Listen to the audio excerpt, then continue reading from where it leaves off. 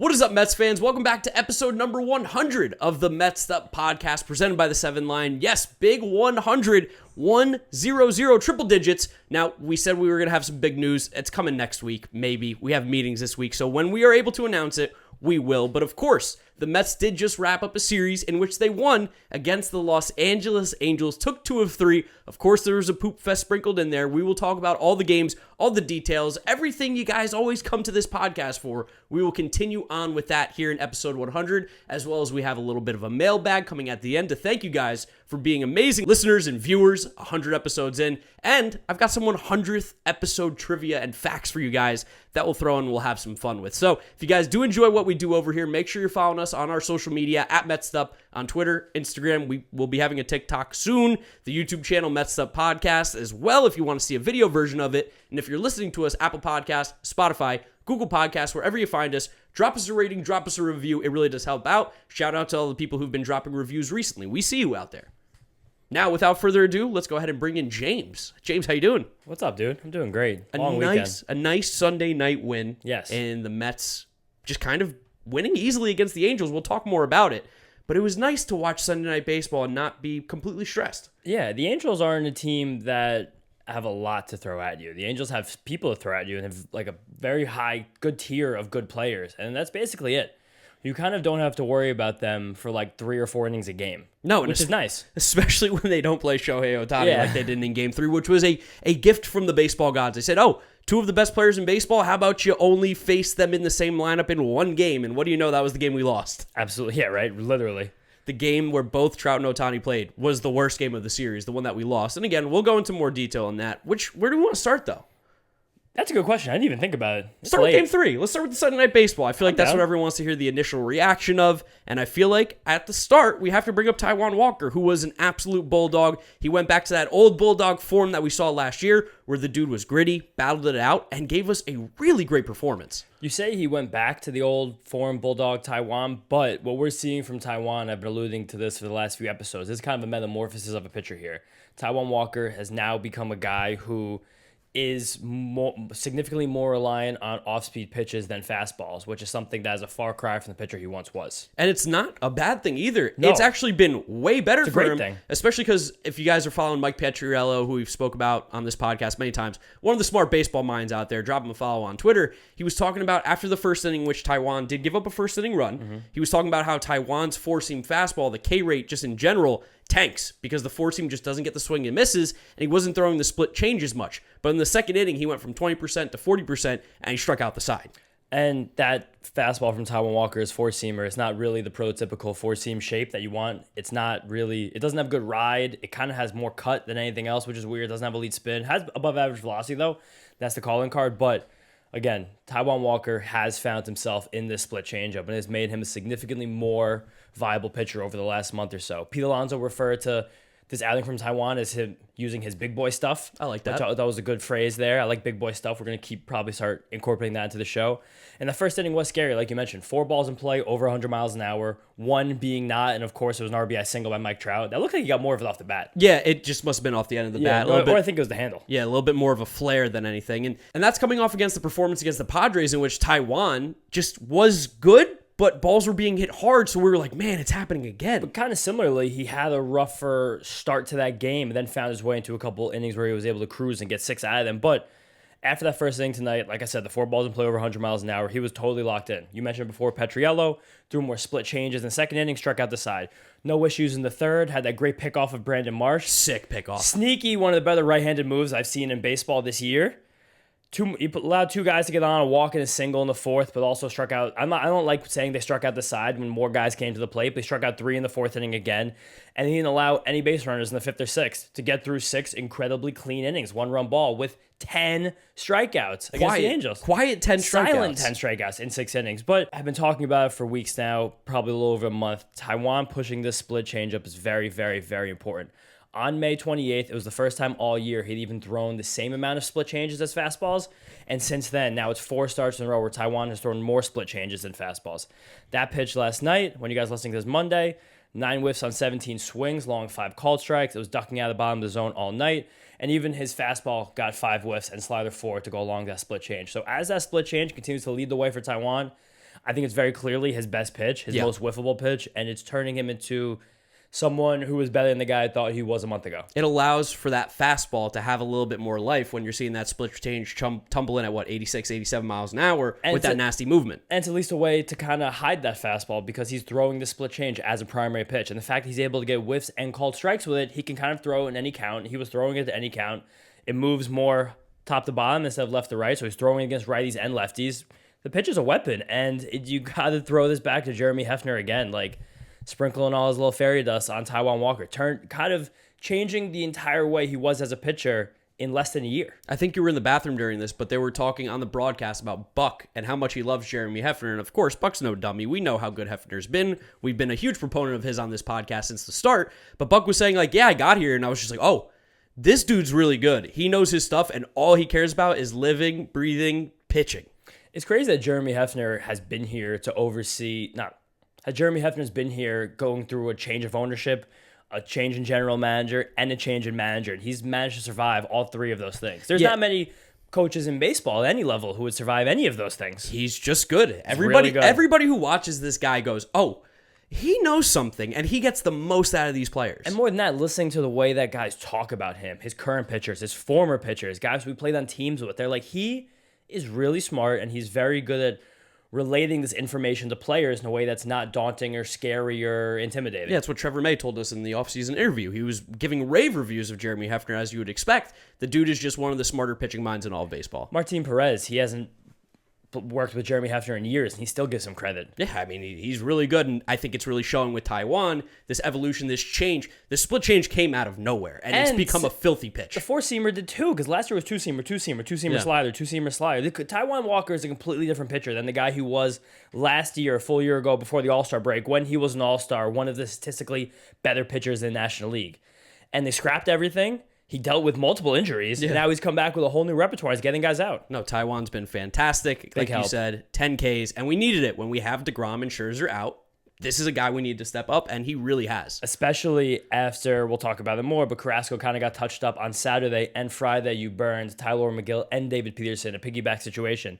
There wasn't really anybody to bail Taiwan out tonight if something would have gone wrong. Trevor Williams threw one inning on Saturday, but after that first inning, we were looking at each other like, I really hope this doesn't get bad because I don't know who's going to pitch. Yeah, we had no idea, and luckily Taiwan figured it out. He handled Mike Trout right after that. I think he struck him out in the next at-bat. He was pretty dominant. Yeah, good, great job from Taiwan, and like that there's tangible changes that are going into these performances. And for the Mets on the offensive side, the bats were good enough. They were by no means great like they were in Game 1, which we will talk about, of course, but they handled Patrick Sandoval in that bullpen enough to scratch out a win. And Patrick Sandoval is good. I hope a lot of us fans who watch tonight who maybe haven't seen that much Patrick Sandoval, maybe you're not obsessed with baseball, you're not staying up to watch a 10 o'clock game, Angels versus the A's, maybe you're not in 14 fantasy baseball leagues. Maybe you see Patrick Sandoval's stats in the bottom line, you're like, oh, I guess that guy's pretty good. But you could just see the way that he plays that fastball and changeup off of each other, sitting on his arm side. It's very impressive stuff. Yeah, Mets hitters were having fits all night with that changeup. The changeup is a really, really good pitch. Guys are consistently fishing, righties and lefties. But Starling Marte first came back after his little quad flare-up from earlier this week. Had an RBI double in the third inning. Also had another hit and a walk. Looked very good. Also, big shout out to Phil Nevin for playing Tyler Wade, an infielder, in center field instead of Brandon Marsh, who will probably be a guy who could win a Gold Glove at some point in his career at center field. Maybe if not win a Gold Glove, at least be formidable out there. Yeah, it made zero sense. They refused to put Brandon Marsh in center field for some reason. There were a couple plays that Tyler Wade, probably more experienced seasoned center fielder, would have made rather than just the fastest guy in the team, as if this was Little League. But I digress. J.D. Davis also had a home run. His at-bats have still looked incredibly good, and he's a guy who I really think has such an opportunity to run with the 5 spot in this lineup and getting regular DH at-bats. I hope that keeps moving in that direction.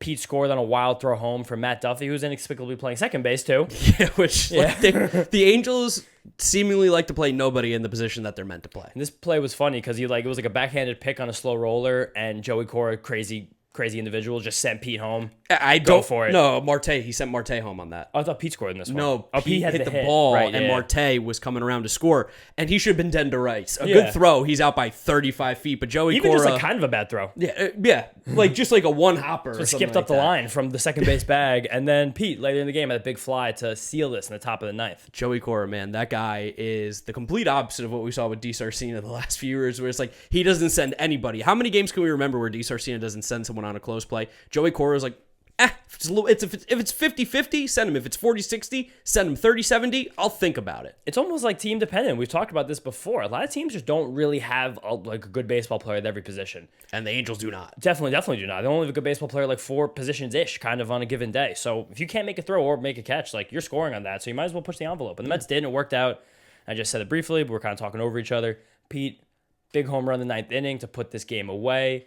NL leader in home runs and RBIs, I believe. Yeah. And only 2 RBIs off of Jose Ramirez for the league lead if you're trailing the Mets'd podcast. And as Carl Ravitch said, he should be starting at first base over Freddie Freeman Yes. and Paul Goldschmidt. He definitely deserves over Freddie. He's having a much better year, but So- Paul Goldschmidt might not be. Carl Ravitch, known Freddie Freeman, Paul Goldschmidt hater. He believes one of them does not deserve a trip to the All-Star game. So you heard it here first. Well, Pete deserves it over Freddie Freeman without a doubt. Pete deserves over both of them without Yeah. a doubt. Pete's- Everyone vote for the All-Star game. Vote for the All-Star game. Pete, Mets, Lindor, Luis Guillorme write-in. Make sure you get the Guillorme write-ins. We'll talk about him more later.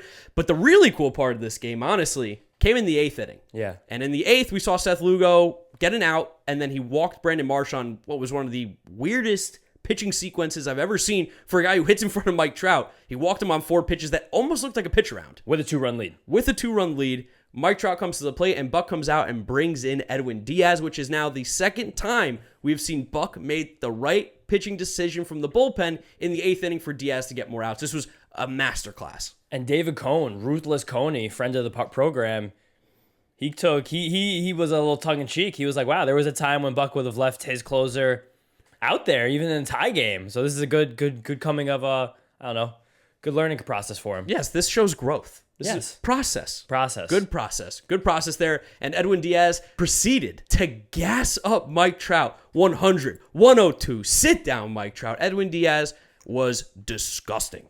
He didn't have the slider even. No, and he even said after the game that Nido called the fastball. He was like, oh. And that was the high one that Trout didn't swing, the first pitch of the at-bat. And Nido kept putting it down. He was like, I'm going to let it fly. And he did. That was prime World Baseball Classic Edwin Diaz. Now, whenever Edwin Diaz comes in the game and we're here at the apartment, I put on Narcos. I start playing the trumpets because this guy, as long as there's trumpets somewhere, he's untouchable. And you could just tell by him not having any fear to throw multiple fastballs just basically down the middle of Mike Trout. That's a confident Edwin Diaz. That is not the Edwin Diaz that was putting his hand up and freaking out the second a bat hit the ball. No. This is an Edwin Diaz who believes he can get these guys out and who is getting them out. Growth. Process. Edwin Diaz is just simply one of the best closers in the game. A 5-out save with 5 Ks. Fuck you, Alden Gonzalez, whatever your name is. Oh, that awful tweet. Yeah, I'll my read it. God. This tweet was horrendous. I know what he's doing. He's baiting Mets fans. But here's the difference now. We're good. We're good. There's nothing to debate. We're a good team. I know why, but it's a bad tweet. I'll let you read it, James. So Alden Gonzalez, who is an MLB reporter for ESPN, shocker, said Buck Showalter can say whatever he wants about not worrying about the rest of the NL East. But I'm here to tell you that it's June and the end of a long road trip, and Edwin Diaz might be coming out for a 5-out save. These are like 3 different sentences that don't have anything to do with each other. And the tweet still doesn't, the idea is not completed. No, it's not. I don't understand the problem about bringing out your closer for a 5-out save during a baseball game. The Yankees never used Mariano Rivera in a 5-out save during their great World Series runs. Some of the greatest closers have never done a 5-out save in their life. Let's have an off day tomorrow. Who cares about a 5-out save? What the hell's the big deal? Edwin Diaz threw 30 pitches, I think. Maybe 25? He's going to be okay. And if that's the right move, that's the move that should be made. And also to the Buck Showalter thing about not caring about the rest of the NL East, I think he's 100% right. If the Mets win games and play the baseball that they've been playing, they're going to be okay. You can't worry about the other teams. Worry about yourself. It's also the manager of a baseball team. And you're going to be like, oh, yeah, the Braves look great. I'm really worried about them. The Phillies have been hot, too. Yeah, who the fuck's going to say that? What do you want him to say? You want him to just all of a sudden be scared. like, I really hope we can keep these teams away. Be like, oh, I've heard a lot about these Mets curses from over the years. I'm really upset to be a part of it. What a dumb tweet. And luckily, it's getting ratioed. Yes. Good. You deserve that, Alden Gonzalez. Thank God the Mets closed this out and won it. I had to stop you. You. You were ready to quote tweet him and start chirping. I said, we got to finish this game. game first. We got 3 more outs. We know that this game's far from over. But Pete hit the home run too, so whatever. Chill. Yeah, it was awesome. 4-1 Good Mets. way to end the road trip. Of course, it's not how we're going to end the episode. We still have other games to talk about. But as we know, this made it 5-5 on the road trip. Yes. Which is what we said. Well, you said mostly. We would love a 5-5 road trip. That Eat would that be up. a really, really good one. And they did. And what's crazy is they won 2 against the Dodgers, tied for the most wins against any of the teams on this road trip. Yeah, right, just the Padres. I guess that was just kind of came back to starting pitching. You're just going to lose games. Sometimes you Baseball. lose games, especially when the Padres have like 35 wins. It's not like they're horrible by any means. We can wrap up the road trip after we go wrap up these games. Yeah, so let's go ahead, jump to game 1 then, because let's keep the vibes high here. Let's talk about some wins on the Apple TV broadcast, which, thank goodness, Wayne Randazzo had the play-by-play. It was Wayne Randazzo, Hunter Pence, Katie Nolan. Katie Nolan, whatever. I don't really know what her purpose is on the broadcast. I don't even think she's that big of a baseball gal. I don't think so either. I thought it was like basketball. I think she's a was her jam. popular personality. And She does well on the Snapchat. Yeah, on the Sports Center Snapchat. Exactly. And I think she's fun. Yeah. She was more like pop culture, it felt like, in this broadcast. And I think Hunter Pence is a weirdo. I think there's just no other way around it. But Wayne Randazzo, it was nice to have someone who actually knew how to call a game, because you could listen to this Apple podcast. It was tolerable. Apple Podcast? Oh, Apple. Oh, yeah. I'm thinking about us too much. Apple Broadcast. TV broadcast. It was tolerable. Yeah, and at the end of the day, this game, we were just simply better than the Los Angeles Angels of Anaheim. And it started with Tylor Megill on the mound, who made his first appearance back home in California as well. Yes. Shout out to Mama Megill. We know she's listening. Basically, the whole fam there. Yeah, the whole family was there. And while he wasn't Tylor at the start of the year, for a guy who came back after not really pitching for a couple weeks, it's good. It's a good start. The word is encouraging. I think this was an encouraging return from Tylor Megill. He topped out 99 miles an hour, which is a place that he sat in the beginning of the year, and that's really good. And that whole first inning when he came back, he was sitting 97 through 99. Mets fans were like, all right, we got him back. That's it. But you kind of got the whole like Tylor Megill full season experience inside of these only whatever 50, 45 pitches he even wound up throwing. Because after the first inning, the velocity tapered off somewhat significantly. He threw his 6 hardest pitches all in that first inning. And afterwards, once we got to the second, third, and even the fourth, he was dipping like 95, 96, was ending out sitting in that 94 range. So it seems like Tylor, while he does have that elite top end, if he's going to stay a consistent starter in this rotation, he probably needs to just control like the adrenaline early, be able to sit rather than peak and valley. It also might just be still kind of getting the arm hot, you know? Yeah, definitely. I think that's part of it, too. We saw Taiwan in Game 3 start at 95, end at 95. Yeah. That's huge. That's huge, especially for a guy who's had arm problems. Also probably comes with experience. For sure. When Taiwan was younger, he's such a big guy, just like Tylor. You just come out, you want to see that 99, you want to see that 100. And he's home in front of all his fans and friends and family for first game back. First game. Yeah, I'm sure he was juiced up, and that's why we were seeing some high radar guns. But it was also encouraging that we saw some whiffs on the slider and changeup as well. Yeah, each of them had 2. Wasn't even out there that long, like I said. So this was an encouraging return from Tylor Megill, but this is not Tylor Megill, as Nick Pollock would call him. This is not like Tylor Megill, as we were saying earlier in the year. But this is a good performance from someone who might be more of a weapon than a starter moving forward. David Peterson piggybacked off of him, which is an interesting dynamic that could work, I think, for the future. I kind of like it. I would do this one time a week for these two guys. So it was great. And Peterson, still decent. That slider, man. That slider's come a long, long way. He was getting whiffs on it all night. 5 on 9 swings. And just, I think he threw like a 2 2/3 innings, 2 1/3 innings. Yeah, he had a really fine performance. Exactly what we needed in a game where the Mets were kind of in control the entire night. Yeah, and each of them only allowed 2 hard hit balls against the Angels lineup that, like we said, is not deep, but is top heavy. So there are some guys who can do damage, and both of these guys were able to limit it. And we got a gift in this game, too, because, like we said, Trout and Ohtani only in the lineup for 1 game with each other. Trout was not in for game 1. He was fighting an injury. Good for baseball that he's back, though. Yes, happy for that. Happy we also got to miss him in a game. That's also huge. Win-win. We saw what he can do against the Mets, and we'll talk about that in game 2. Nice to miss him.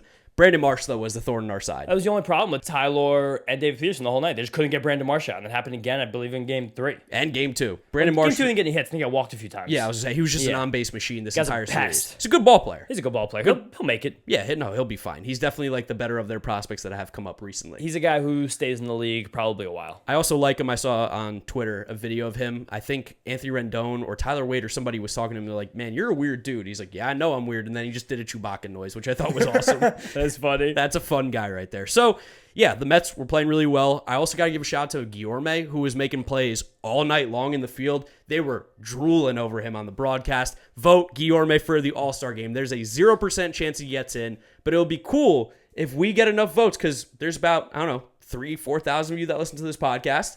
If each of you use your 5 votes every single day for a write-in of Luis Guillorme, we can make at least Luis Guillorme's name get mentioned as an all-star. At least put him on the list. So this is our official Cry. Our proclamation to vote Luis Guillorme write-in for the all-star. I don't know what position you're going to put him in because Jeff McNeil and all those guys deserve to go in too. Yeah, I mean, wherever you want. DH, third base. The Mets don't really have a third base option for the All-Star game, so I've been writing him in there. Or you can put him in catcher. You could put him in, really? Yeah, you could write his name in at the catcher spot. That doesn't make any sense. Just write in Luis Guillorme wherever you can. Anywhere you want. Anywhere you want. He Get deserve- votes. Is that going to change the voting process if he's getting votes at different positions? I don't know. We're getting deep into it. That'd be an annoying loophole. I'd have to write a strongly worded letter to the Major League office. He might have a chance as a catcher. Does he have to start at catcher if he wins as a write-in starter as the catcher? to drop off our proclamation at the league office in Midtown. We're getting sidetracked. But this is what happens on a Sunday night episode when it's midnight. We're Yeah. trying to figure out what's going on. I got bike back to Brooklyn. The rest of the bats were good, though. Nimmo, Canna, looking good, which was nice. Nimmo finally started to look like his old self after the injury, which was nice. Kind of like a weird week in between for Nimmo. Wasn't really hitting. But him and Canna hitting 1-2. Each had 2 hits, 1 walk, and 3 RBIs. Which Nimmo hit the home run. Yes, hilarious. Those 3 the stats exactly the same for each of them. Neither had the other RBI. Neither had the Mets' other RBI in this game. Every single player in the lineup had a hit. In each of the 5, 6, 7, 8, and 9 hitters all scored a run. Escobar, McNeil, JD, Guillorme, and Nido. And we got Francisco Lindor, 3 hard hit balls. I was about to say, don't forget Lindor. 3 hard hit balls. Because Lindor's bat has been a little hot and cold at points this year, but he is still swinging it well. You said it to me during Game 3. Feels like Lindor's been hitting the ball really hard this road trip, just unlucky. That's fine. Still, everything else still going well. Defense has come together beautifully for Francisco. And then for the bullpen, Drew Smith, Joely, Ottavino, Edwin, 0 hard hit balls, nice and easy. The Mets won this game easily, like you said at the beginning. We're just simply a better team. Yeah, the only issue, Joely just wasn't really throwing strikes here. So he's got him on a cold strike throwing streak right now. So that's not great. Not great. We need him to get back. Also, mistelling an anecdote from just before this game that I wanted to mention. Maybe they dropped it. I don't remember what game they dropped before, but I want to say it before I forget. But apparently, as the Angels' losing streak was reaching its boiling point, they were trying to do weird, funky things to kind of break them out of it. And we mentioned last episode that I think on their day of their 13th loss in a row, they all played Nickelback as their walk-up songs. Which is awesome. Yeah, Shohei Ohtani and Photograph, which was hilarious. So the next day or the day after that, Joe Maddon, to try and, spark the boys, who's been fired, decided to shave his head into a mohawk. And he came in with a mohawk on the day that he would be let go, and the team never saw it. Poor Joe Maddon. That story made me feel bad. That one makes me feel bad for him. Like, did he deserve to get fired? 100%. I don't think he's a very good manager. But that's sad. That he was willing to do whatever it took for the boys to get a win. Could you imagine, sad Joe Maddon sitting in his car after that with his mohawk? Makes me sad. He had it all spiked up, too. That's it probably went from there to just, being, flaccid and, hanging around. And Joe Maddon, of course, the game has passed him by a little bit, but he's still, one of the, quintessential managers of this generation. I'll remember Joe Maddon's name forever. He's a cool baseball mind. Yeah. He also broke history. He did. He kind of ushered in this era of being a little less, stringent, old school, all that bullshit. So it was... That story about Joe Maddon made me sad. Also, I just don't like sad old people. Sad old people makes me sad. Sad old people are some of the saddest things Makes me so sad. They should be happy. They're old. They did it all. They experienced life. Joe Maddon, the Mohawk. I think that's probably the last time he ever gets it. He's going to see Mohawks now and yell at people in the streets. Cut your fucking hair, kid. I feel bad. Life's too short to get a Mohawk. That made me so sad. Let's talk about Game 2, though. The Poop Fest. We are a lock for one Poop Fest series. It's unbelievable. I'm really getting sick and tired of this term, but I also do love it a little bit because it's kind of great. It's very juvenile. It's very funny. It was born out of nothing. I just wrote it in the notes for fun. Now we're just sticking. The Angels just crushed us. It's simple. The bats showed up. Jared Walsh had a cycle. We've now been involved in 2 games in the last week that had a cycle, which I don't know when the last time that happened. I think Walsh, this is also the second cycle of his career, if I remember correctly. I have no idea on that one. I think he's had one before. We're not going to check. It's 12-15. Mike Trout, 2 home runs to remind everybody how good he is. Ohtani had a home run that was freaking laced and a double that was also laced. Each of those guys had 3 hard hit balls apiece. The Angels just hit better in this game. You see how much more difficult this team is to handle when you have Mike Trout and Ohtani, along with Rendon and Jared Walsh in that lineup. Those are 4 hitters. 4 really, really good hitters. Yeah. It's just and March, I guess we'll put in March a good conversation. March is decent. March is still not really a better than league average bat right now. It's just correct. He's becoming that. Top 5, good. Bottom 4, atrocious. Bad. Not Major League Baseball players. Juan Lagares was playing a lot and hitting in spots that you never thought you'd see him hitting again. 5, 6, 7. Wasn't he a leadoff one time last week? He led off with Joe Maddon was there. Right. That's another whole story with the Angels and not understanding how leadoff gets the most at bats. Why is Mike Trout or Shohei Ohtani not leading off? Or even, I guess, yeah. digress. Not our problem. The Mets beat them, so too bad. But in this game, They did not. They messed up Carlos Carrasco. Yeah, he got touched up by all those guys that we just mentioned. And this is kind of a good lesson for ourselves as Met fans, us podcasters, not getting ahead of ourselves. Like, Carlos Carrasco has been really good and a saving grace for the team this year. Probably one of the 3 most important players in the whole roster to this point. Definitely. I would probably say. Him, Pete, maybe Edwin Lindor, kind of in that mix. But I think Carrasco, Pete are definitely driving this train as the most critical Mets right now. He was still good-ish, but this is just kind of the line that Carlos Carrasco walks, where his stuff is just okay, not the level it once was, and he's a guy who needs to place his pitches in the right spots to be very successful. And there was an instance of this right off the bat, first inning, had Ohtani down 0-2 in the first, tried to elevate the fastball, really was just at his belt, and it was eviscerated. Yep, and then you saw it happen with Trout, too. 1-2 pitch, changeup, kind of just not great. It was lowish, kind of caught a little too much plate. Trout was able to go down and get that because he's one of the greatest hitters of all time. That Ohtani first inning, that was a double, not a home run. Okay. Misspoke. Yeah. The home run was, I think, in the 4th inning, later in the game. That was a first pitch slider that was just kind of backed up on him, sat middle. That's what happens when you face 2 of the best players in all of baseball. You make a mistake, they are going to make you pay. That's why they're some of the best. But with that, Carrasco did miss those spots, 2 very good hitters, and that's unfortunate. But otherwise, he was good. He had, I think it was 19 whiffs or 18 whiffs. He had 7 Ks. It's just, I'm not worried about this, but this is just kind of the line, again, that Carlos Carrasco is going to walk. There's going to be a few pitches a game that are going to change his entire line and his entire success in that particular outing. And that sucks. That's just because he doesn't throw 97 miles an hour. His slider isn't like this wipe-out, crazy sweeping pitch. His changeup doesn't have plus movement with velocity difference. He's not really going to be able to get... the word isn't lucky. He's not going to be able to succeed as much when he's not executing as other guys who have stuff like that. Definitely. So he's going to walk a line. This one was just a little bit on the other side of that. Game earlier in the week was on the other side of that. For sure. Not worried about him. Not worried about Carrasco. Jake Reed came in. He got crushed. Chasen Shreve came in. He got crushed. He's been struggling. I think He's here to pitch when we need someone to pitch. Exactly. Good on Buck for using those guys, too, because really just don't want to use any usable pitchers in this game. Cool, though. Khalil Lee, who got the call up, of course, he got his first home run of his career. He crushed it to left center field. The dude's got silly pop. It's always just been a matter of whether or not he can actually put it all together, but you see when he hits the ball, it was pretty far. Yeah, and Jeff McNeil also had a very, very sick outfield assist at home plate on Ohtani earlier in this game. Yeah, hosed him and right field. So Jeff McNeil does it all. Khalil Lee home run. Overall, though, this game was a poop fest. But to wrap up the series, to wrap up the West Coast road trip, which, by the way, I don't know if you guys have realized how much the Mets have been on the West Coast recently. If it feels like a lot, you would be correct because the Mets in the last month have played 5 series on the West Coast. We had the Giants, Rockies, Dodgers, Padres, Angels. That's in case ridiculous. You're wondering, so in case you guys are counting at home, the Mets' last 22 games, 16 of them have been played on the West Coast. They've had 6 games at home of the last 22, and that was when we swept the Phillies and the Nationals. And over this stretch, I mean, the Mets have dominated pretty well. Not dominated, well, good. Really well. That's well over 500. Yeah, well over 500. And at times this series, especially after Game 2, people were ready again to say the season's over, just like that stupid Alden Gonzalez tweet of a non-Met fan. But there were some Mets fans who were, freaking out, and we get it. The Braves and Phillies lost today. The Braves have not yet lost in the month of June, but that's, as we know, Sal Licata's fault. All Sal Licata's fault. Since Sal Licata opened his mouth a week and a half ago, those teams have combined for 1 loss. Which is crazy. It doesn't even make any sense. But also, they're playing nobody. They're playing the Pirates and the Cubs. Yeah, Diamondbacks. Like all the teams that we are also going to beat up on. I believe the Rockies. Yeah, I think they've been we already beat up on. Yeah, like these are all teams we're going to get to play at points if we have not yet done so. I understand they've gotten closer, but really at the end of the day, a 5-5 road trip against the really good Dodgers, a strong Padres team, and even though the Angels have stunk, if you look before that losing streak, they were leading the AL West by a good chunk.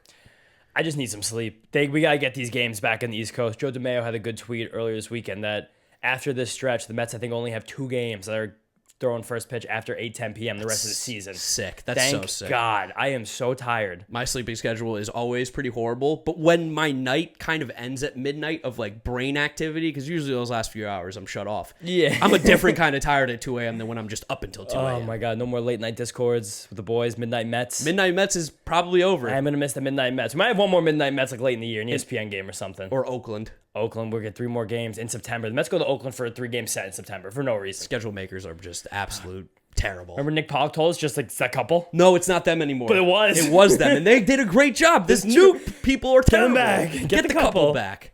Anyway, any more comments about the road trip? I think it was just basically as good as we even could have expected, as crazy as that sounds. The Mets went through this entire road trip, 10 games, 10 o'clock at night, against two pretty good teams, one not so good team with really good players, with not that much starting pitching. They were missing two of their better bats for a small chunk of it at the end, and you split it. Here's a really fun stat. The Mets against teams over 500 are 23-14, which is like almost the most games I think played against teams over 500 in baseball. Their 23 wins is almost as many games that the Braves have played against teams over 500 this year. The Braves have played 26 games against teams over 500. Of course, this number changes because now the Braves are over 500. The Phillies were over 500 for a little bit. These things can fluctuate. Since the Phillies are back under 500, actually they went 500 today, Okay. but still, the Braves haven't played a team over 500 since May 18th. It's insane. That's ridiculous. How does that and they happen have three more games this week. They're going to go a full month by playing no teams over 500. They won the World Series last year. Well, baseball's not like football where the schedule is structured based on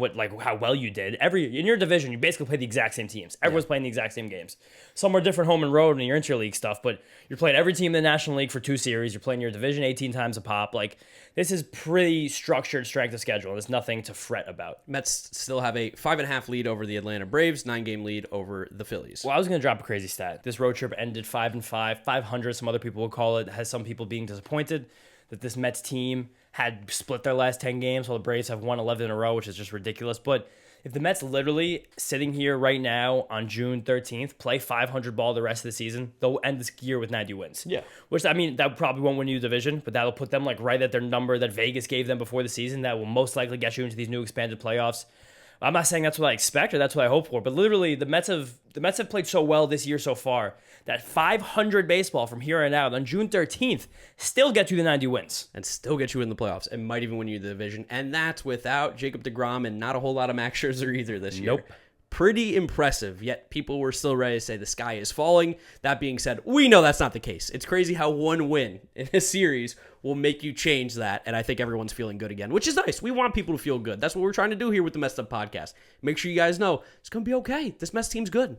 100th episode. We're here to have some fun. 100th episode. We're here to have some fun. Good segue, James. That was very pro, because I've got some funny 100th episode nonsense for you guys that I'm just going to spew for a little bit here. This one was all Marc. Marc got deep into the baseball research before when he was in the bathroom. So the Mets' 100th game was on July 28th, 1962 at Old Busch Stadium. They won 9-8 for their 26th win of the season. Their record at the time was 26-74. So this is better than that. The Mets the podcast through 100 episodes, significantly better than the Mets organization through 100 games. Yes, the Mets are 116-107 through our first 100 episodes. Yes. Which is a 52% win percentage, by the way. So that's way better than the Mets were at this time. And way better than the Mets probably for their franchise. Oh, for sure. So another good one for us. Another good one for us. More fun facts about this 100th game. Jay Hook started the game for the Mets on the mound, which is a funny name, a guy who didn't pitch very much. They went up 3-0 and then gave up 5 runs in the 4th to go down. A guy by the name of Gene Woodling pinch hit in the 5th inning, hit a 2-run pinch hit home run, and the Mets struck out 1 batter the entire game. Gave up 3 home runs. They gave up more home runs than they struck out. Willard Hunter came in the 9th inning after relieving for a guy I don't remember his name. He walked the first batter he faced, and they said that's enough. They took him out of the game. He not allowed anymore. Faced 1 batter, walked him, took him out of the game. Like we said, the Mets won. How about the Mets to win their 100th game? You ready for this one, guys? It took the Mets until their 3rd season to win their 100th game. They won it on May 15th, 1964 against the San Francisco Giants, to which the Mets held Willie Mays, who was hitting .430 at the time, Orlando Cepeda, and Willie McCovey, 3 future Hall of Famers, to an 0-for-11 on the day. Charlie Smith, big double in the 8th to get a win against Don Larson. This team, really? Don Larson? Don Larson on the Giants. This team was full of names. Felipe and Matty Alou. We just named some Hall of Famers. Some other names you guys would recognize as well. That was the Mets' 100th win. Now, there have been 15 Mets who have hit more than 100 home runs in their career as a Met. James, I'm going to give this to you. I'm going to let you try to name some of them. You have them? Yeah, I have the names. Okay. Darryl Strawberry. Yes. David Wright. Yes. Pete Alonso. Yes. Dave Kingman. Yes. Mike Piazza. Yep. Ooh, now we're getting tough. Now we're getting some tougher ones. Edgardo Alfonso? Edgardo Alfonso. How many more are there? There are... I have 6. You have 6, so you have 9 left. Oh my God. I'll just read the rest off. Yeah, okay. I thought that was pretty good. Ed Kranepool. Yeah. Howard Johnson. Hojo. Kevin McReynolds. Todd Hundley. I was going to say Hundley. Jose Reyes snuck in there with 108. Carlos Beltran, Carlos Delgado had 104, Lucas Duda with 125, and Conforto with 132. So the Mets have had 15 players hit 100 or more home runs as a New York Met. They've had 3 pitchers win 100 or more games. You can guess all 3 of these. You think? Oh, definitely. With the team? With the team. Seaver? Yep. Kuzman? Yep. Come on. Old or new? Old. Old guy? Yeah. Seaver, Kuzman. Oh, Doc. Yeah, Doc. Okay, Those are yeah. the 3. Yeah. Those are the 3. The Mets' 100th free agent signing in their history. I went deep. Shout out to ultimatemets.com, by the way. This website is sick. You guys should go on if you're really into just finding out any information on the New York Mets. I could find every free agent, every trade, whatever they've done in their entire history. Sick. So their 100th free agent signing was a guy by the name of Brett Butler, nicknamed Bugsy. He finished his career, shockingly, with a 50 WAR, which is kind of crazy for a guy I've never heard of. That's good. He was a decent little hitter, 290 average, 377 on base, didn't hit for any power, but he finished with a career OPS of 753 and a 110 OPS plus, which is a pretty solid career for a guy. Yeah. Only played 90 total games with the Mets, but he was actually better than his career averages. A difference than what we normally see with Mets players. Nice job, Bugsy. They ended up trading him in August for Scott Hunter and Dwight Manis, who never did anything. They were career minor league players, so still got a little bit of the Mets, flair and pizzazz on it. But that was an interesting one. And then 100th trade in Mets history happened on March 27th, 1979. Shout out to an old episode we did on here of the all-time most Mets. The Mets traded Nino Espinosa, who was on your team, for Richie Hebner and Jose Moreno. Richie Hebner, who had a really nice career with the Pittsburgh Pirates mostly. Jose Moreno, I don't know much about. Neither do I, but hey, shout out me, Nino Espinosa. So, Second Nino Espinosa mentioned in the Mets'd podcast. No other Mets podcast has mentioned him once. There's no way. Nino Espinosa. And then just for some other ending facts here, again, shout out to ultimatemets.com for all the Mets stats that we did just get. We have covered a total of 223 New York Mets games. It's kind of a lot. Over that time, the Mets are 116 and 107, which is a 52% win rate. Said that before. And 103 players have played for the Mets during that time. Nice. It's crazy. We're almost 1-to-1 with Mets'd Up episodes and Mets on the team. Oh, no, wait, it's not going to be 103. I miscalculated. Why? Because I didn't think of the guys who played on the team last year, too, that are still on this roster. Oh, you doubled up? Oh, I doubled up. Oh, it's wrong. Wrong. Keep that one out. We're going to leave that in, though, because Yeah, that's kill funny it. that I messed that one up. That's okay. Good. I mean, good on you for realizing that. Good on me. It's probably somewhere in up. like the 70s. I think 70s or 80s. Okay. Yeah, 70s or 80s. A lot of Mets players have come through in our 100 episodes. I think last year was the most players ever the Mets used in a single year. Mets used, I believe, 61 last year. Yes. I think that's a real Yeah, number. we did the Sporkle. So that's it for the 100 episode trivia. Let's go ahead and wrap it up here with a little bit of a mailbag and then a Brewers preview. James, you want to read off one of our first questions here from the viewers on Twitter, @MetsUp. Make sure you tweet us, follow us, everything, so you can get involved. So, 100th episode. It's going to have a little fun here. Monday morning. Want everyone to have a good week out there. Matt Young at MattYoung547. He said, hey guys, congrats on episode 100. Thank you, Matt. I got a fun question for tonight. If you could take any former Met in the prime of their career and put them on this 2022 Mets roster, who would it be and why? And I have my answer, but I want to hear yours. I think the no fun answer is Tom Seaver. I mean, you have like one of the best pitchers in baseball history. That's not what I was going to say. And the Mets could use a little more starting pitching. It'll never be a problem.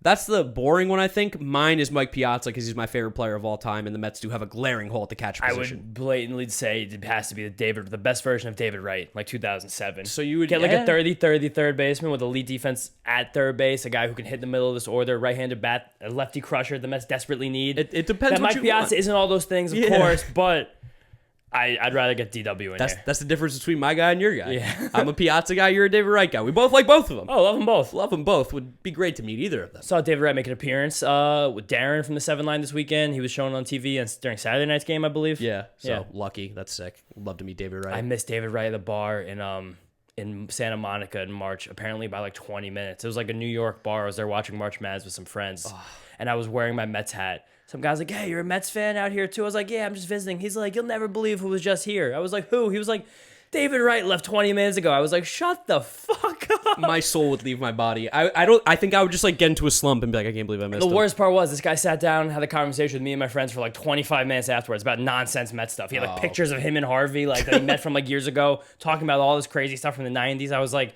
you already broke my heart, and now you're like ruining my meal. Thanks a lot, man. Thanks, man. But yeah, if the Mets could have any player, I guess, in their history, Seaver probably is chalk. Yeah. But also, if they can get 30, 300 David Wright, I would take that. Pretty good. Yeah, I would help the like. team a little bit. I like for sure. All right, you take the next one. This one comes in from Heim Moisha Zaltzman. Man, I might really just butchered your name. I apologize. Oh, God. Who is it? I would say Heim Mosh Zaltzman. Okay. Do you think that Alonso will be a Met for life, and do you think he will set the all-time home run record? So I'm assuming you mean all-time Mets home run record. I assume Pete Alonso is going to be relatively a Met for life. I don't know about his later years, but I do think that the Mets are going to keep him at first base as long as he wants to be here. I think they will pay him a fair price. I mean, we just saw Matt Olson sign for $20 million a year, who's one of the premier first basemen in the league too. First basemen just don't get paid major money. As long as Pete wants to be here, I think the Mets will be happy to keep him. Yeah, for sure. And he probably lines up as a guy who will get an extension sooner rather than later. But I also question whether a guy like Pete, who seems to be more financially savvy, I say, than the average baseball player, seems like he has found more streams of revenue and income than most other players have. I hope that doesn't click in as a guy who says, oh, it's financially prudent to test free agency. Yeah. I hope that doesn't happen. Oh, yeah, I would love for Pete to never smell free agency. I don't even want him to get a whiff. And as long as he is on the Mets for an extended period of time, I do think he'll break the all-time Mets home run record, which I believe is by Strawberry 252, and Alonso's at 125 or 124 right now. Pete could make that before he's actually a free agent. Yeah, like literally. Like that could happen very soon, and I would really hope it would happen. Yeah, we're looking like 3 years from now, Pete catching that one. Yep. So I hope so. Here's a funny question from Brandon Nimmo Stan. Like Nemo, like the fish Nemo. So shout out Nemo Stan. What's your guys' favorite place to sit in the ballpark? So obviously, you sit behind home plate. Close as you can, I guess. If you've got unlimited money, I would sit behind home plate, row one. Or unlimited balls. Yeah, do whatever you would like there. But honestly, best bang for your buck, favorite place to sit. I really do like the 300s. Yeah, it's a great seat. It's very like private, but also still has vibes, if that makes sense. There's a bar, the Hornitos bar on both lines, first and third base. You have adequate bathrooms there. Great bathrooms. You have a couple different places to get beverages, a couple different places to get food. You have the Piazza Club, yeah. And if there's a possible inclement weather night, you have the thing over your head just in case. I also think the 400 section right above that's kind of underrated because there's always just the upper deck breeds a different kind of fan. I'm an upper deck man myself. I spent a lot of time in the upper deck at Citi Field. It's a nice place to watch the game, I think. And the 400s, you still get a very good view of the field with a good vantage point. Those are the real fans up in the 400, 500 folks. levels. Those are the real Mets fans. 300s, though, if I had to pick, or I should say, if I was a family on a budget, I would like to sit in the 300s because you still get a really good view, too. And sometimes when you're lower, someone's head could block you. Yeah. I feel like the way that the seats are like inclined, you'd never get blocked. And as a short guy to the field, there's a lot of sections, especially the first row of most sections, where the rail just kind of winds up right in between. You have to do the thing where you like sit up. Yeah. You sit up and lean forward, and the glass is there too. So that 300's like anywhere from like the 5th to the 10th row. That's a great place to be. Definitely. I think me and you are kind of on the same page there. We'll answer a few more questions here. All right, let's have some fun ones here. This one comes from Plumber Season at Zap6602. Formerly Zap Nutty. Really? Oh, yeah. Okay. I didn't realize that. He's a regular. Oh, he's a regular. Awesome. How do you two know each other? We'll answer that one first. We lived in the same town. We grew up in the same town together and went to high school together. So, and our dads relatively know each other, Brooklyn stuff. Yeah, they're from the same area in Brooklyn. They were able to like do the thing where like, you know this guy, you ever go to this place, you ever do that thing? And you can kind of get like most of them. What does James do for a living? No comment. None of your guys' business. No, I'm changing jobs soon. That's fun. So I'll talk more about that when it becomes public knowledge. There'll be a couple of announcements coming from me the next week, which is kind of hysterical. Yeah, I'm a person who announces things. I never thought I'd be a person who announced anything. Yeah, you're gonna have multiple announcements. I'm gonna be doing some cool things the next few months. It's gonna be a crazy summer for James, so it's gonna be exciting to not have to ever talk about the job I once had again. And then the last one, favorite player from a division rival. He's a big Gio Gonzalez guy. That's crazy. I'd be like saying I'm a big John Lannon guy. Honestly, I think my favorite player that has been on like Mets, Marlins, Nationals, or Phillies, I'm going to go with Andres Galarraga. Big Andres Galarraga guy when he played with the Braves. Like pity for the perfect game? No, that's Armando Galarraga. I'm thinking of Big Cat. Okay. Andres Galarraga. I don't know. I just remember that dude hitting some monster home runs. And even though he killed the Mets, I always appreciated how good he was. He was with like those late 90s, early 2000s Braves. See, my answer is going to be kind of chalky, but I kind of just love Jazz Chisholm so much. Jazz is fun. And I don't even really consider the Marlins a rival to the Mets yet because they've never hurt me in any kind of way. Like I would never say a Philly. I would only say Harper because I think he was like drastically underrated. I want to love Harper, but because he's on the Phillies, it breaks my heart because I would love to root for him if he played in like Seattle. I love his game. I think Bryce Harper again is criminally underrated in baseball. You're gonna look back and be like, that was one of the best players we ever saw. Yeah. It's like, wow, I can't believe I missed that. Came up when he was 19. He's never done anything wrong. It's ridiculous. But I kind of like him just for the funny thing that he was a national, and there were like clubhouse issues that may or may not have been a part of him. He left and they immediately won a World Series, and the Phillies still can't climb over 83 wins, that part was really fun. But Jazz is sick, and I have no hate for the Marlins. I grew up loving Dontrelle Willis. Dontrelle was also fun. I loved Dontrelle growing up. I hope this comes across Dontrelle's desk because I know he's MLB media guy. Dontrelle, follow me on Twitter, please. I'll change my name. Dontrelle's used my fine wine exactly word for word before. Doesn't follow me back. I see you, Dontrelle. Your fine wine? My fine wine quote. What's that? Like a fine wine, he only gets better with age. Justin Verlander. Oh. He's used it on Justin Verlander too. You invented that one. I invented it for Justin Verlander. That's all I'm saying. Fucking bullshit. That's all me. I'm picking two Marlins. Jazz because he's like truthfully by far the coolest player in baseball right now, and Dontrelle from back in the day. Yeah, Andres Galarraga for me. And then last question we will answer here to wrap up the mailbag and then go into the preview. This one comes from I Love My Uncle Steve at Schroeder Greg. Best tasting milk after finishing cereal. This has nothing to do with baseball whatsoever. Tough one, though. Greg seems to like Cinnamon Toast Crunch milk. I'm going to let you take this one first.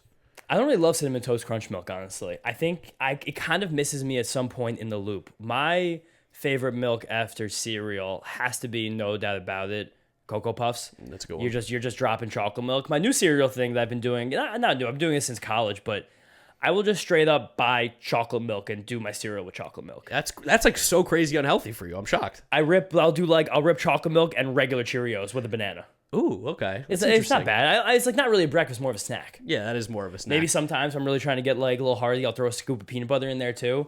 Get that all mixed together with the chocolate milk. It is delightful. But standard milk post cereal, Cocoa Puffs all the way. I am intolerant to lactose, so me too. I'm talking about almond milk, oat milk. I'm not a big milk guy. I was never a big milk or cereal guy either. But if I did indulge with milk and cereal, Cinnamon Toast Crunch was the GOAT. I agree with you, Really? Greg. See, I had a bad experience with Cinnamon Toast Crunch when I was a kid. Okay. So I'll delve into that really quickly. My mom is very, very hyper focused on nutrition. She love my mom for this. She would like go out to like Park Slope to get me organic like sweet potatoes. And when I was an infant growing up in Brooklyn. But one night my parents left my sister and I at my grandma's house to go to a wedding or a party or a show. I don't remember what, but I was maybe 6. My sister was maybe 2. And we were hanging out, and my grandma, just being a good grandma, give all the treats to the kids. Of course. She had Cinnamon Toast Crunch. And it touched my lips, and I couldn't even believe the euphoria I was experiencing. So I probably put down almost an entire box of Cinnamon Toast Crunch after 9 p.m., after dinner, as a 6-year-old. Oh, my God. Sharing a bed with my little sister. Woke up in the middle of the night, not feeling that well. Yacked, literally, all over her. In the middle of the night. Grandma had to clean it up, change the seats, had to sleep somewhere else. I had to take a shower. She had to get the whole body scrub. I didn't eat Cinnamon Toast Crunch after that for over 10 years. That's probably until I got to college. Oh man, Cinnamon Toast Crunch is fantastic. Well, now I realize I like it now and appreciate it, but I can never put it as like a favorite because I have a traumatic experience. Because I never had access to it. I had one piece and I was like, "What the fuck is this?" Yeah, it's unbelievable. It's incredible. It's delicious. All right, that was the mailbag. We had some fun. Episode 100 mailbag. Let's go ahead and wrap it up here with a Brewers preview. The Brewers have not been playing well. No, the Milwaukee Brewers actually just broke. This is very uncharacteristic of the Brewers. One of the model franchises in the league over the last, 5-ish years since they made that deep run when the Dodgers beat them. I feel like that's kind of like put them on the map as being a team that's consistently solid. Yeah. They just broke an 8-game losing streak on Sunday. That included the Phillies. I think the Nationals were involved. Like, they've not been playing very good baseball. They have won 2 of their last 10 games, and they are no longer in first place in the National League Central. They are a half game behind the St. Louis Cardinals, which is nonsense. It's a half game. Yeah. But this is the first time that they've, I believe, dropped out of first place this year, or at least in some time this year. It feels like the first time in years they've dropped out of that place. Yeah. They have been a very good team, but this team has been struggling. They just haven't played a lot of good baseball. They also the Brewers kind of go into every single season being like a piece or two short, and that comes from their financial, ramifications of just having a team in Milwaukee. It doesn't they just don't put that much money into the team, and you really feel for a guy like David Stern, such a talented executive. If only he could come to a team with like a blank checkbook, see the kind of amazing things he could do. But he has a job. Can't talk about another man's job like that. Snooze, you lose. We'll never do that. But The Brewers signed Andrew McCutchen to be a middle of the order bat, and he's hitting like barely 200. Like he had like an 0-for-32 streak mixed in. Keston Hiura, very sadly, has just not developed the way a lot of people thought he was a couple of years ago. Lorenzo Cain's aging kind of as we expected. Christian Yelich is some guy in between the guy who was the last 2 years and the guy who was 3 years ago, which is still a good ball player, but not the guy you're paying $30 million a year, whatever he makes. I feel like he always comes to Citi Field and plays well, though. And he does still hit the ball really hard. And he still is a good ball player overall. He does a lot of things well, runs the bases, plays defense. Base running discord was very big.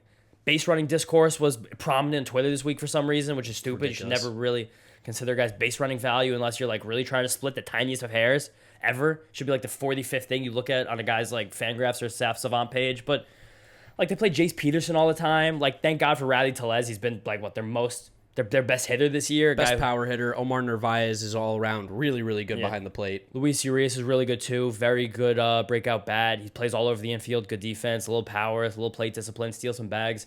Kind of totally flipped that Trent Grisham trade on his head, which is really funny. Being something that the Padres took advantage of the Brewers, and then 18 months later, the Brewers just bamboozled the Padres. And to be fair, the big thing always with the Brewers has been their pitching. Yes. The last few years, it's been pitching. They had the three-headed monster last year of Burns, Woodruff, and Peralta. Luckily for us, on the IL, so we are missing those guys. And are we missing Burns? We're catching Burns. We're catching Burns now? Yeah. Oh, that's unfortunate. But and Ashby. Oh, Ashby's looked really good, too. Big breakout. But Burns hasn't been as sharp as he was last year. No, he still like has been statistically one of the 10 best pitchers in baseball, but it's not like super unhittable Corbin Burns like last year. And I do think this Mets lineup is a lot tougher on pitchers than it has been in the years past. Especially if you against Burns, fire a few pitches, see what happens. He has had control issues in the past. They haven't been prevalent since he got good, but like he's not unhittable right now. It's not impossible. No. What are the exact pitching matchups looking like for us this week? Off day today, so Mets fans can finally relax. Sleep in if you can, if it's possible for you. But on Tuesday, Chris Bassett against Adrian Hauser. Nice. Wednesday, probably some combination. I mean, right now ESPN lists Peterson and Megill separately. Not exactly sure how the Mets are going to go about this. Maybe check Fangraphs. Fangraphs schedule is usually a little more consistent too. Yeah, so they have them split as Peterson throwing Wednesday, Megill throwing Thursday. Peterson against Burns. That's going to be a game on Fox too, so be advised for that. And then Thursday, another night game, Megill versus Ashby. I don't really know how it's going to wind up working itself out. Yeah, I could kind of see the Mets being more creative with that, maybe not really disclosing until we get closer to those games. But the game we definitely know the matchup is Hauser versus Bassett on Tuesday, and we definitely know we're going to see Corbin Burns on Wednesday and Aaron Ashby and his devastating two-seam fastball on Thursday. All their pitchers are solid. Yes. Pitching is their strong suit. They have a great bullpen. We just got to hit. Yeah, and Ashby is a young pitcher, second year in the league. His results have been kind of up and down, even though the stuff is very consistently good. So maybe catch a stinker. Who knows? Which would be great. I could use catching a stinker. He is a lefty, though. Yeah. Mets struggle against lefties. It hits Sandoval enough.